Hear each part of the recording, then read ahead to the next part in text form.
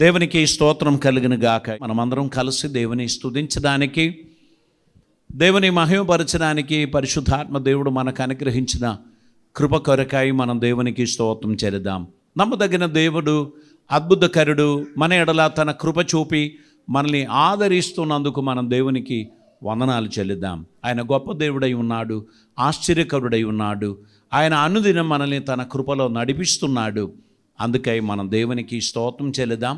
ఈరోజు మనం దేవుని వాక్యమును ధ్యానం చేయబోచున్నాం. దేవుని కృప మన జీవితంలో అనుభవించడానికి ఉన్న ఒక సిద్ధపాటుతో ప్రభు సన్నిధిలో మనం ఉండాల్సినటువంటి అవసరత ఉంది. దేవునికి చాలా ఇష్టమైన ఒక విషయాన్ని నేను మీతో మాట్లాడబోచున్నాను. దేవునికి చాలా ఇష్టం ఏంటి తెలుసా? మీ కుటుంబం.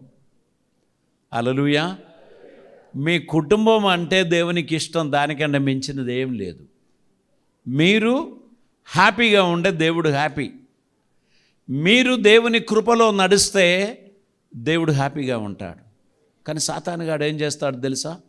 మీ కుటుంబాన్ని కన్ఫ్యూజ్ చేయాలని చిన్న చిన్న మిస్అండర్స్టాండింగ్స్ పెట్టి, చిన్న చిన్న అనుమానాలు పెట్టి, చిన్న చిన్న సమస్యలు పెట్టి మీ కుటుంబంలో అలకల్లోలం సృష్టించడం వానికి ఇష్టం. అవి తొలగిపోవాలని దేవుడు ఎల్లప్పుడూ ఆశిస్తూ ఉంటాడు. సో ఈరోజు దేవునికి ఇష్టమైన కుటుంబమును గురించి కొన్ని విషయాలు మీతో మాట్లాడడానికి నేను ఆశిస్తున్నాను. కుటుంబమును గురించి చెప్తే ఏ పత్రిక మీకు జ్ఞాపకం వస్తుంది? చెప్పండి. ఎఫెసీ పత్రిక జ్ఞాపకం రావాలి. ఎందుకని? ఎఫెసీ పత్రిక 5వ అధ్యాయంలో భార్యలారా, భర్తలారా, స్త్రీలారా, పురుషులారా అని పిలిచి చాలా విషయాలు మాట్లాడుతూ ఉంటారు. సో ఈరోజు మనం వ్యత్యస్తమైన ఒక వాక్య భాగాన్ని మనం చదువుచున్నాం. కొలొస్సీ పత్రిక 3వ అధ్యాయం 17వ వచనాన్ని మనం చదువుదామండి. మరియు మాట చేత కానీ క్రియ చేత కానీ మీరేమి చేసినను ప్రభు అయిన యేసు ద్వారా తండ్రి అయిన దేవునికి కృతజ్ఞతాస్తుతులు చెల్లించుచు సమస్తమును ఆయన పేరట చేయుడి. దేవునికి స్తోత్రం. కుటుంబాలలో కొన్నిసార్లు కొంత డిస్కషన్స్ జరుగుతుంది. అన్నీ నాకు వదిలేసి సోఫాలో కూర్చుంటున్నావా? అన్నీ నాకు వదిలేసి మంచం ఎక్కేసావా అని కొన్నిసార్లు ఫ్రస్ట్రేషన్ వచ్చినప్పుడు వచ్చి అడుగుతారు. ఏమండి మీకు చింత లేదా? ఇవన్నీ నేను ఒక్కనే ఒంటరిగా చేస్తున్నాను, మీరేమీ పట్టించుకోరా అనేటువంటి ఒక స్వరం. కొందరు అడగరు కానీ మనసులో ఫీల్ అవుతూ ఉంటారు. ఇది ఏ జన్మ? స్త్రీగా జన్మించడం కదా. పురుషుడిగా జన్మిస్తే ప్యాంట్ షర్ట్ వేసుకొని టిప్ టాప్గా నడిచేవాడు ఈ మషి, ఈ మురికి, ఈ ఊడవడం, ఈ కడగడం, ఇవన్నీ ఏంటి అని కొన్నిసార్లు అనుకుంటూ ఉంటారు. కానీ you are a unique personality. దేవుడు మిమ్మల్ని ప్రత్యేకమైన కృపలతో నింపి ఉన్నారు. దేవుని బహుమానములు మీకు అధికముగా దేవుడు అనుగ్రహిస్తారు. ఇక్కడ మనము కుటుంబమును గురించి మాట్లాడుచున్నప్పుడు మొదట మానవుని సృష్టించినప్పుడు దేవుడు ఏం చెప్పాడు అనేది మనం ఒకసారి చూడడం మంచిది. ఆదికాండం 1వ అధ్యాయం 27వ వచనంలో తండ్రి అయిన దేవుడు ఏం చెప్పాడో మనం చూద్దాం. దేవుడు తన స్వరూపమందు నరుని సృజించెను. దేవుని స్వరూపమందు వాని సృజించెను. దేవుని స్వరూపమందు వానిని సృజించెను. స్త్రీని గాను పురుషుని గాను వారిని సృజించెను. ఇక్కడ దేవుడు నరుని చేసేది మనం 2వ అధ్యాయంలోనే చూస్తున్నాం. కానీ దేవుని హృదయములో నరుని చేసేశాడు. అక్కడ దేవుడు ఏం చేశాడు? దేవుడు తన స్వరూపమందు తన పోలిక చొప్పున నరుని సృజించారు. దేవుడు తన స్వరూపమందు వాణ్ణి సృజించెను. స్త్రీని గాను పురుషుని గాను వారిని సృజించెను. దేవునికి స్తోత్రం. దేవుడు వారిని సృజించినప్పుడు పురుషుని మాత్రమే చేశాడు. కానీ బైబిల్లో స్పష్టంగా చెప్తున్నారు, స్త్రీ అతనిలో లీనమై ఉండే. స్త్రీని ప్రభు సృష్టించినప్పుడు, స్త్రీని దేవుడు ఏర్పాటు చేసినప్పుడు పురుషునిలో ఆమెను లీనపరిచాడు. 2వ అధ్యాయంలోనికి వచ్చినప్పుడు వారిని వేరు చేసి మళ్ళీ జతపరిచారు. స్త్రీని దేవుడు సృష్టించింది 2వ అధ్యాయం 18వ వచనం, వివాహ సమయంలో మనం ఎక్కువగా చదివేటువంటి వచనం. నరుడు ఒంటరిగా ఉండటం మంచిది కాదు, నేను అతనికి సాటి అయిన సహాయమును చేసుకొందునని అనుకొని దేవుడు నరుని ప్రక్కటి ఎముకలో నుండి స్త్రీని నిర్మించారు అని స్పష్టంగా చెప్తున్నారు. మొదటి అధ్యాయంలో దేవుడు మానవుని సృష్టించిన సమయంలో పురుషుని మాత్రం సృష్టించలేదు. దేవుడు తన స్వరూపమందు వారిని సృజించను, దేవుని స్వరూపమందు వారిని సృజించను, స్త్రీనిగాను పురుషునిగాను వారిని సృజించను అని చెప్తున్నారు. ఈ భూమి మీద 4 ప్రాముఖ్యమైన ఇన్స్టిట్యూషన్స్ ఉన్నాయి. ఒకటి మన కుటుంబం, 2వది మన సంఘం, 3వది మనం చదవడానికి వెళ్ళేటువంటి స్కూలు లేదా కాలేజు, 4వది ఈ సమాజం. ఈ 4 కుటుంబం ఎలా ఉండాలి, ప్రతి మనుష్యుడు ఎలా ఉండాలి అని దేవుడు కలలు కానీ వారి కొరకు కొన్ని ప్రత్యేకతలు దేవుడు ఏర్పరచుకున్నారు. దేవుడు సమస్తమును సృష్టించిన తర్వాత నేలమంటిని తీసుకొని ఆయన ఒక పురుషుని, ఒక నరుని దేవుడు చేశాడు. ఆ చేసిన తర్వాత వాని నాసికా రంధ్రములో దేవుడు జీవవాయు ఊదాడు. అప్పుడు ఆయన జీవాత్మ ఆయను. దేవుడు ఎందుకోసం వారిని సృష్టించారు అంటే, వారి భూమిని నిండించి భూమిని ఫలభరితంగా కాపాడుకుంటూ దానిని ఎంజాయ్ చేయడానికి దేవుడు నరుని లోకంలోనికి పంపాడు. మరి ముఖ్యముగా దేవుని చిత్తం నెరవేర్చడానికి దేవుడు నరుని పంపాడు అనేటువంటి విషయాన్ని మనం చూస్తున్నాం. అయితే 31వ వచనంలోనికి మనం వచ్చినట్లయితే, మొదటి అధ్యాయం 31వ వచనంలో దేవుడు తాను చేసినది యావత్తును చూచినప్పుడు అది చాలా మంచిదిగా ఉండెను. అస్తమయమును ఉదయమును కలగగా 6వ దినమాయను. దేవునికి స్తోత్రం. దేవుడు సమస్తమును పరిపూర్ణతలోనికి చేసి 7వ దినం దేవుడు విశ్రాంతి పొందాడు అని చెప్పుచున్నారు. కుటుంబ జీవితంలో కూడా విశ్రాంతి కోసం, దేవుని కోసం ఒక దినాన్ని ప్రత్యేకించి కుటుంబము సఫలులు కావడానికి, బలభరితంగా ఉండడానికి, ఫ్రూట్ఫుల్గా ఉండడానికి 7వ దినం దేవునికి స్తోత్రం చెల్లించువారిగా, దేవుని మహిమపరచువారిగా ఉండాలి అనేది ఆ ఆదిలోనే దేవుడు ఏర్పరచుకున్నాడు. పాత నిబంధన భక్తులందరూ శనివారం నాడు వారు విశ్రాంతి దినమును ఆచరించారు. మనకైతే వారములో మొదటి దినమున, యేసయ్య పునరుత్థానము పొందిన దినమున మనం ఆయన ఆలయంలోనికి వచ్చి ఆరాధన చేసి దేవుని మహిమపరచి ఆ తర్వాత మనము విశ్రాంతి పొందుచున్నాం. ఫ్యామిలీ టైం, సండే ఈవినింగ్ అందరం కలిసి మాట్లాడుకోవడం, ఫ్యామిలీగా సమయం గడపడం, ఇవన్నీ మనకు అలవాటుగా, ఆనవాయితీగా మనం చేసుకుంటూ వస్తున్నటువంటి విషయాలు. ఇక్కడ మనము పరిశీలిస్తున్నప్పుడు మనుష్య జాతి దేవుని ప్రణాళిక నుంచి తప్పిపోయినట్లు మనం 3వ అధ్యాయం నుంచి మనం చూస్తున్నాం. ఎందుకంటే తినకూడదు అని చెప్పిన వృక్షఫలాన్ని తినిన రోజు వారు దేవునితో ఉన్న సహవాసమును పోగొట్టుకున్నారు. వారు తోటకు బయటికి పోవాల్సి వచ్చింది. ఏదైనా తోటకు బయటికి వెళ్ళిన ఆ ప్రజలు మళ్ళీ వారు అది వరకు ఏదేనిలో ఉన్నట్టు వారు ఉండలేదు అనేది మనకు తెలుసు. వారు పాప పంకిలమైన జీవితం కొనసాగిస్తూ దేవుని ఉగ్రతకు వారు పాత్రులైనందుకు మనము అధ్యాయములు దాటుచుండగా నోవహు కాలం వచ్చినప్పుడు పెద్ద జలప్రలయం దేవుడు పంపించారని భూమి మీద ఉన్న సమస్త మానవాలను మరణానికి గురి చేశారని మనం చూస్తున్నాం. 8 మంది మాత్రం ఆ జలప్రలయంలో రక్షింపబడ్డారు. అక్కడ కూడా అయిపోలేదు. మళ్ళీ దేవునికి విరోధంగా మనుషులు పాపం చేస్తూ వచ్చినందుకు దేవుడు వారికి మోషే ద్వారా ఒక ధర్మశాస్త్రం ఇచ్చారు. ఆ ధర్మశాస్త్రములో ప్రాముఖ్యమైన 3 మాటలు కుటుంబమును గురించి దేవుడు తెలియపరిచారు.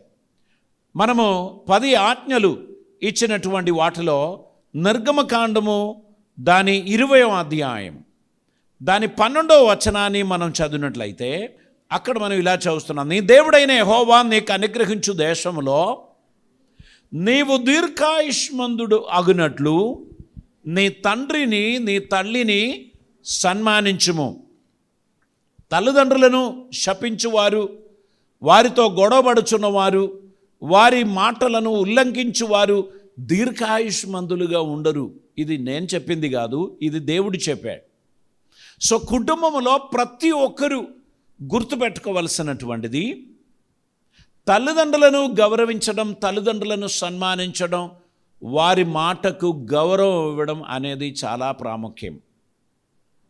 సాధారణంగా కుటుంబం అనగానే మనం భార్యాభర్తలను గురించే మాట్లాడడం మొదలు పెడతాం కదా. ఈరోజు మనం తల్లిదండ్రులను గౌరవించాలని, తల్లిదండ్రులను సన్మానించాలని, వారిని ఆదరించాలి, అప్పుడు నీకు దీర్ఘాయువు కలుగును అని దేవుడు చెప్పిన మాట మనం చూస్తున్నాం. ఇంకా 7వ ఆజ్ఞగా ఇచ్చినటువంటి మాట 14వ వచనంలో మనం చూస్తున్నాం. వ్యభిచరింపకూడదు అంటే మీకు ఒక పవిత్రమైన శరీర సంబంధం కలిగి ఉండాలి.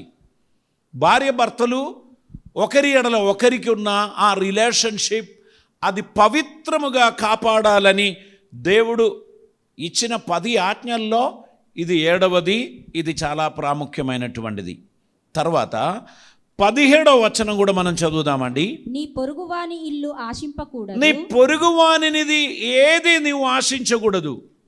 ఇంకా నీ పొరుగువాని భార్యనైనను అతని దాసునైనను అతని దాసినైనను అతని ఎద్దులనైనను అతని గాడిదనైనను నీ పొరుగువాని దగు దేనినైనను ఆశింపకూడదు అని చెప్పాను. ఇవన్నీ దేవుడు చెప్పాడు. మనం సహజంగా చేసేటువంటి పని ఏంటంటే, ఒక నెమ్మది పరుడు, ఒక డ్రైవర్ ఎవరికైనా ఉన్నారనుకో, వానితో ముచ్చట్లు పెట్టి ఫ్రెండ్షిప్ చేసి వాడిని తీసుకుపోతారు. కష్టపడి ఎక్కడి నుంచో వెతుకుంటూ వచ్చిన ఆ వ్యక్తిని కొద్ది రోజుల తర్వాత కనబడదు, ఎక్కువ శాలరీ ఇచ్చి తీసుకొని పోతాడు. పొరుగు వానిది ఏది ఆశించకూడదు. ఒక ఇంట్లో పనిచేసే వాళ్ళను ఏం చేస్తారు, లాక్కొని పోతారు, వాళ్ళు మాయమైపోతారు, వారు కనబడరు. ఈ విధంగా చాలా మనం పిల్లలు చిన్ననాటిలోనే పెన్సిలు, రబ్బరు ఎక్స్ట్రా ఇంటికి వస్తుంది. బుద్ధిమంతుడు ఇక నేను కొనాల్సిన అవసరం లేదని కొందరు అనుకుంటే, కొందరు అంటారు, నాన్న ఇది ఎవరిది, ఇది నా పక్కన ఉన్న ఆశీష్ది. అప్పుడు ఏం చేస్తారు, ఈ తల్లి నెక్స్ట్ డే ఆ రబ్బరు పెన్సిల్ తీసుకొని స్కూల్కి వస్తారు.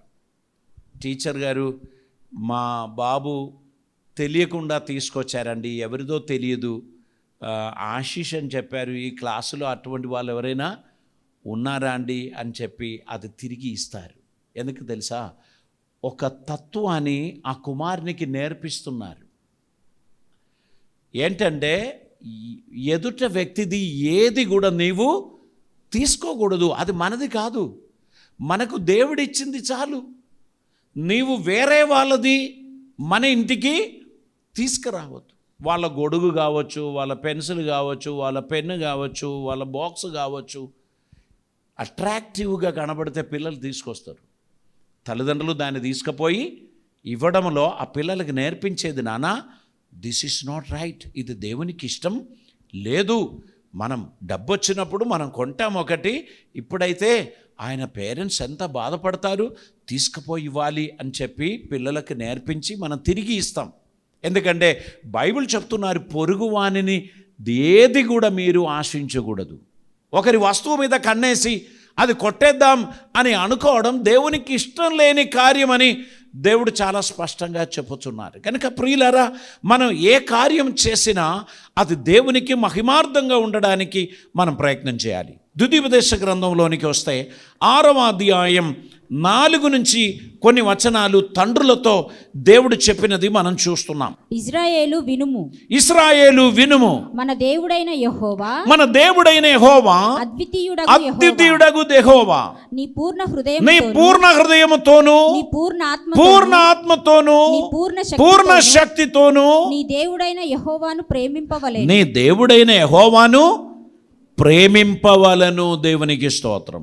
పరిపూర్ణ హృదయముతో, పరిపూర్ణ ఆత్మతో, పరిపూర్ణ మనస్సుతో నీ దేవుని నువ్వు ప్రేమించాలి. ఇంకా నేడు నేను నీకు ఆజ్ఞాపించు ఈ మాటలు నీ హృదయంలో ఉండవలేను. నీవు నీ కుమారులకు వారిని వాటిని అభ్యసింప చేయాలి. నీ ఇంట కూర్చుండునప్పుడును, త్రోవను నడుచునప్పుడును, పండుకొనునప్పుడు, లేచునప్పుడును వాటిని గూర్చి మాట్లాడవలెను. దేవునికి స్తోత్రం. దేవుడు మనకు మన పిల్లలను అనుగ్రహించినప్పుడు వారు ఒక్క స్టేజ్ తర్వాత మన చేతిలో ఉండరు. వారు ఇంటర్మీడియట్ తర్వాత మనకు దొరకరు. వాళ్ళు డిగ్రీ చేశారు, పీజీ చేశారు, ఎంఎస్ అని చెప్పి వారు వెళ్ళిపోతారు. మళ్ళీ మీరు వారిని ఎప్పుడు చూస్తారో. కాబట్టి వారు మన ఒడిలో ఉన్నప్పుడు, వారు మన పక్కన ఉన్నప్పుడు, వారు మనతో నడుస్తున్నప్పుడు దేవుని ప్రేమను, దేవుని కృపను, దేవుని వాక్యమును వారికి నేర్పించి ఉత్తమ పౌరులుగా మనం వారిని చేయాల్సినటువంటి అవసరత ఉంది. ఈ దేశంలో మాన్యత కలిగిన బిడ్డలుగా మన పిల్లలు ఉండాలని మనం ఆశించాలి. వారికి మనం అది నేర్పించాలి. వారి ఎదుట మాదిరి కలిగి మనం నడవడానికి ప్రయత్నం చేస్తున్నప్పుడు దేవునికి ప్రీతికరమైన కుటుంబముగా, కుటుంబ సభ్యులుగా మనం ఉండడానికి దేవుడు మనకు సహాయం చేస్తాడు. మనం మన బిడ్డలను దేవుని కృపలో నడిపించాలి. వారు చర్చ్కు వెళ్ళే ముందు, వారు స్కూల్కు వెళ్ళే ముందు వారు మన ఒడిలో ఉన్నారు. మనతో వారు కూర్చుంటున్నారు, మనతో వారు భోజనం చేస్తున్నారు, మనతో వారు ఆడుకుంటారు, వారు నవ్వుతూ ఉంటారు. వారు అన్నీ చేస్తూ మనతో 3 years ఉన్నప్పుడు దేవుని ప్రేమను వారిలో నింపడానికి ప్రయత్నం చేయాలి. దేవుని వాక్యం వారికి నేర్పించడానికి ప్రయత్నం చేయాలి. 3 yearsలో ఏం వాక్యం అండి అని అనుకుంటారు. అవునండి, 3 years ఏంటి, 7 yearsలో బోధించే పిల్లలు ఉన్నారు. మీరు 8 yearsలో ఒక స్పీకర్ మన దగ్గరికి వచ్చింది, మీరు చూడలేదా? అటువంటి పిల్లలు ఉన్నారు. మనం నేర్పిస్తే వారు నేర్చుకుంటారు. ఇప్పుడు వారు స్మార్ట్ ఫోన్ ఎంత స్మార్ట్గా వారు నేర్చుకున్నారు. మీరేమైనా నేర్పించారా? అప్పచా ఐ ఇన్స్టాల్ దిస్ అని చెప్పి వస్తాడు నా దగ్గరకు ఒకడు. వానికి నచ్చిన గేము, వానికి నచ్చిన వాటిని ఆయన ఇన్స్టాల్ చేసి నా దగ్గరికి తీసుకొస్తాడు. ప్రేయర్ లైన్ ఫోన్ నానా, డోంట్ టేక్ ఇట్ అని చెప్తే ఆయన వచ్చి నన్ను అడుగుతాడు, prayer line phone is over, can I use it అని చెప్తాడు. అప్పుడు ఆ మెయిన్ ప్రేయర్ లైన్ అయిపోయి అది ఖాళీగా ఉంటే దాన్ని ప్రేయర్ లైన్ నుంచి డిస్కనెక్ట్ చేసి ఆయనకు ఒక అరగంట ఇస్తే ఏదేదో కార్ రైసో, బాయ్స్ కదా ఆడుతూ ఉంటాడు. ఆ మధ్యలో వచ్చి చెప్తాడు, I install this, is it okay? ఆయన ఇన్స్టాల్ చేసినది నేను అప్రూవ్ చేయాలి. ఆ విధంగా మన పిల్లలకు మనకు మధ్యలో ఒక కనెక్షన్. వారి ఇష్టం వచ్చినట్లు ఫోన్లో ఆడుకొని, ఇష్టం వచ్చినట్లు కంప్యూటర్లో ఆడుకొని, వారి ఇష్టం వచ్చినట్లు ఉండడానికి మనం అనుమతించకూడదు. కానీ మన సూపర్విజన్ వారిలో ఉండాలి. వారు ఏది చేయాలి, వారు ఏది చేయకూడదు అనేటువంటి విషయాన్ని వారికి నేర్పిస్తూ మనం వారి ఎడల శ్రద్ధ కలిగిన వారిగా ఉండాల్సినటువంటి అవసరత ఉంది. అన్ఫార్చునేట్లీ స్టార్టింగ్ నుంచి ఇప్పుడు వరకు సాతాను కానీ ప్రయత్నం కుటుంబములను శిథిలం చేయడమే. చక్కగా ఆరాధించే కుటుంబం, చక్కగా ఆనందించే కుటుంబం, చక్కగా మాట్లాడుకునే కుటుంబం సడన్గా మాటలు బెంచేశారు. సడన్గా ఒకరి మొగం అడుగు పెట్టుకున్నారు, ఒకరి మొగం ఇటు పెట్టుకున్నారు. కలిసి జీవించేవారు, కలిసి సంచరించేవారు, కలిసి పనిచేసేవారు, కలిసి జీవించేటువంటిది అన్నీ కూడా తారుమారైనటువంటి ఒక పరిస్థితి. ఏంటండి అని అంటే చిన్న మిస్టేక్. ఆ చిన్న మిస్టేక్ను దిద్దడానికి ఒకరు రెడీగా ఉండాలి, క్షమించడానికి ఇంకొకరు రెడీగా ఉండాలి. ఒకరు దాన్ని పోనీలే అని అనుకోవడానికి రెడీగా ఉండాలి, ఇంకొకరు నేను అది ఇంకా రిపీట్ చేయను, నా కుటుంబాన్ని శిథిలం చేసే ఈ కార్యం నేను చేయను, నా కుటుంబాన్ని పాడు చేసే ఆ కార్యంలో నేను ఉండను అనేటువంటి ఒక డిసిషన్ ఒకరు తీసుకోవాలి. ఒకరు పెద్ద మనసుతో క్షమించడానికి రెడీ కావాలి. ఈ విధంగా మన జీవితం ఇతరులకు మాదిరిగా ఉండడానికి మనం ప్రయత్నిస్తున్నప్పుడు దేవుడు మన జీవితాన్ని ఆశీర్వదిస్తాడు. అనేక కుటుంబాలు ఫెయిలియర్ అయిపోవడానికి, అనేక రిలేషన్షిప్ ఫెయిలియర్ అయిపోవడానికి ఉన్న మొదటి రీజన్ వారికి రొమాన్స్ తప్ప వేరే ఏం లేకుండే. రొమాన్స్లో వారు ఇష్టపడ్డారు, రొమాన్స్లో వారు ఒకటైంది, వారి కెమిస్ట్రీ కుదిరింది. సో వారు చాలా జిగిరిగా సన్నిహితంగా వారు జీవించారు. కానీ కెమిస్ట్రీ ఎప్పుడు తారుమారైందో సమస్తం పోయింది. అంటే అది ఎక్కువ కాలం ఉండలేదు. కొందరికి 3 months, కొందరికి 3 years, కొందరికి 13 years. ఆ తర్వాత అది నెట్టుకొని పోవడమే, లాక్కొని పోవడమే. నెట్టుకోవడం లాక్కోవడం మాత్రమే జరుగుతుంది. ఇద్దరు కలిసి నడుస్తుంటే అది అద్భుతం. ఆ నడవడికి వివాహము దేవుని చేత ఏర్పరచబడాలి ఒకటి. రెండవది, తల్లిదండ్రులు అందులో ఇన్వాల్వ్ అయి ఉండాలి. తల్లిదండ్రుల ఇన్వాల్వ్మెంట్, దేవుని ప్రెసెన్స్, సంఘము యొక్క బాధ్యతలు నెరవేర్చిన వారిగా దైవ సేవకుల ఆశీర్వాదములతో వివాహ జీవితంలో ప్రవేశించుచున్న వారికి వాక్యం తోడుగా ఉండి వారిని బలపరుస్తూ వెళుతూ ఉంటుంది. దేవునికి స్తోత్రం. ఒక్కరోజు తినకపోతేనే నీరసం అవుతుంది కదా. ఈరోజు పొద్దున్న నుంచి ఏం తినలేదండి, ఏం పెద్ద కొంబ మునగదు, సఫిషియంట్ ఫ్యాట్ మన బాడీలో ఉంది. 2 రోజులు 3 రోజులు తినకపోయినా ఆ ఫ్యాట్ కరిగిపోతుంది. సో మనం ఈరోజు ఏం తినలేదు అని చెప్పి మనం ఫీల్ అవుతూ ఉంటాం. ఏమైనా తిన్న తర్వాత మనకున్న సాటిస్ఫాక్షన్ ఎట్లా అంటే, ఇంకా నాకు ఆకలే రాదు, నాకు అసలు ఆకలి రాదు. 2 hours 3 hours అయిపోయే వరకు పోయి కిచెన్లో ఉన్న కబోర్డ్ తెరవడం, ఏదైనా ఉన్నదా అని చూడడం, ఇది సహజంగా జరుగుతుంది. ఎందుకు తెలుసా? మన సిస్టమ్ చాలా స్ట్రాంగ్గా పనిచేస్తుంది. డైజెస్టివ్ సిస్టమ్ చక్కగా పనిచేస్తుంది. యవనస్తులకు బిలో 30 years వాళ్ళకు రాళ్ళు కూడా కరిగిపోతుంది. కొంచెం 40-50 అయిన వాళ్ళే కొద్దిగా స్లో అవ్వడానికి ప్రయత్నం చేస్తారు. 60 దాటిన వాళ్ళు తప్పకుండా జాగ్రత్త పాటించాల్సిందే. దొరికినవన్నీ వేసుకుంటూ పోతే దాని వెనకాల వేరే కొందరు వస్తారు. అందుకే మనం జాగ్రత్త పాటిస్తూ జీవించడం మనం నేర్చుకుంటున్నాం. ఈ జీవితంలో ఈ కెమిస్ట్రీ డిస్టర్బ్ అయినా దేవుని వాక్యం స్ట్రాంగ్గా మనలో నాటబడి ఉన్నట్లయితే వాక్యంలో వేరుబారిన కుటుంబాలు ఖచ్చితంగా ముందుకు పోతారు. ఎందుకు తెలుసా? దేవుని వాక్యం వారి ప్రాబ్లమ్స్ను సరిచేస్తారు. తలలు వంచుదాం, ప్రార్థన చేద్దాం. పరిశుద్ధుడైన తండ్రి, కృపామయుడైన దేవా, నీకు వందనాలు. అద్భుతమైన నీ సన్నిధి కొరకై స్తోత్రం. దూర ప్రాంతంలో ఉండి ఈ వాక్యం వినిన వారందరినీ ఆశీర్వదించండి. నీ సన్నిధిలో నీ బిడ్డలు నీకిష్టులుగా, నీకిష్టమైన వారిగా, నీకు ప్రియమైన వారిగా వారు ఎదుగుటకు తగిన కృప దయచేయమని, క్షమించుటలో వారు ముందు ఉండినట్లు, ప్రేమించుటలో వారు ఆసక్తి చూపించినట్లు, పరస్పరం సహాయం చేయడానికి మంచి మనస్సు కలిగిన వారిగా నీ అడుగుజాడలో వారు నడవడానికి కృప చూపుమని ఆదరించి, దీవించి, ఆశీర్వదించి, అద్భుతములు జరిగించి నీవే మహిమ పొందమని, కృప ద్వారా ఆదరించమని, ప్రతి వారికి జయము క్షేమము అనుగ్రహించమని యేసయ్య పవిత్ర నామమున అడిగి ప్రార్థిస్తూ ఉంటున్నాం పరమ తండ్రి. Amen, amen.